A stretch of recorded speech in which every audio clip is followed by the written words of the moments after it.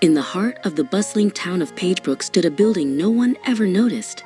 It was the old town library, covered in ivy and quiet as a whisper. Inside, one person knew every single dust mote and draft. This was Mr. Dewey, the librarian, who spent his days polishing the silence between the shelves.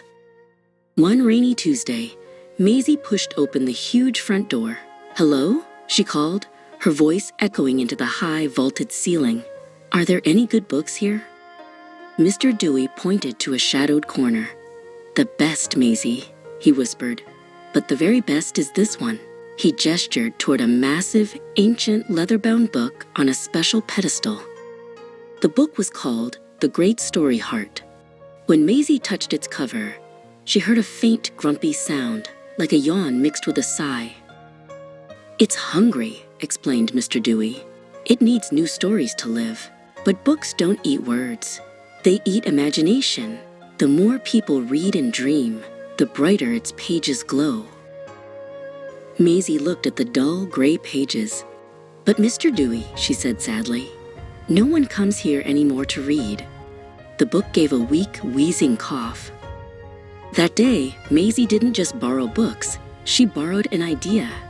She raced home and created posters covered in bright, messy paint and glitter. The next morning, Maisie stood outside the library, handing out her flyers. "Come read," she called to every person passing by.